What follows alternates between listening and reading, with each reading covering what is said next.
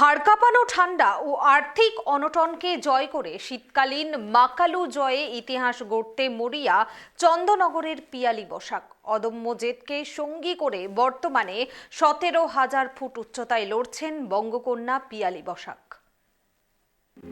প্রকৃতির রুদ্ররোষ আর হাড় কাঁপানো ঠান্ডাকে উপেক্ষা করে এক নতুন ইতিহাস গড়ার পথে চন্দননগরের মেয়ে পিয়ালি বসাক।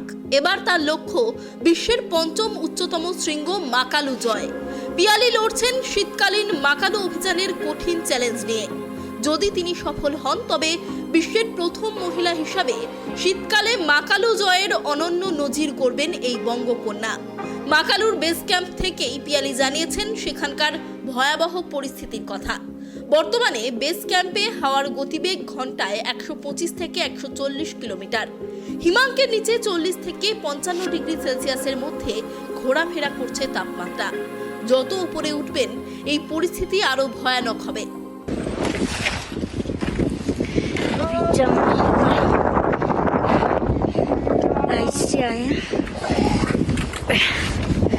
वो पीछे दिख रहा है जम्मू हुआ लेक, वहाँ से हम लोग आया।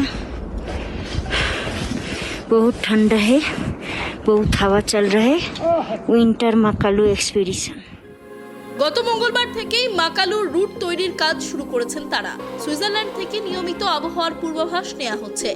অন্তত 10 দিন আবহাওয়া অনুকূলে থাকলে সামিট শেষ করার পরিকল্পনা রয়েছে তাদের।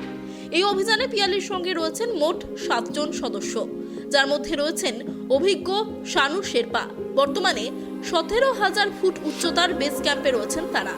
সেখান থেকে 28,000 ফুট উচ্চতায় মাকালুর শিখরে পৌঁছতে হবে তাদের। তবে তার বড় লড়াই অর্থনৈতিক। এই অভিযানের জন্য প্রয়োজন প্রায় 25 লক্ষ টাকা, যার মধ্যে 9 লক্ষ টাকা ইতিমধ্যেই ধার দেনা ও লোন করে এজেন্সিকে দিয়েছেন তিনি। এর আগেও অক্সিজেন ছাড়াই মাউন্ট এভারেস্ট ও লোৎসে জয় করে তাক লাগিয়েছিলেন পিয়ালি। এবার সমস্ত আর্থিক ও প্রাকৃতিক প্রতিবন্ধকতা জয় করে মাকালুর চূড়ায় ভারতের তেরঙ্গা ওড়াতে মরিয়া চন্দননগরের অকুত ভয়ের লড়াকু মেয়ে। তার এই অসম সাহসী যাত্রার দিকে এখন তাকিয়ে আছে গোটা রাজ্য। হুগলি থেকে অমল চক্রবর্তীর রিপোর্ট, কেটিভি বাংলা।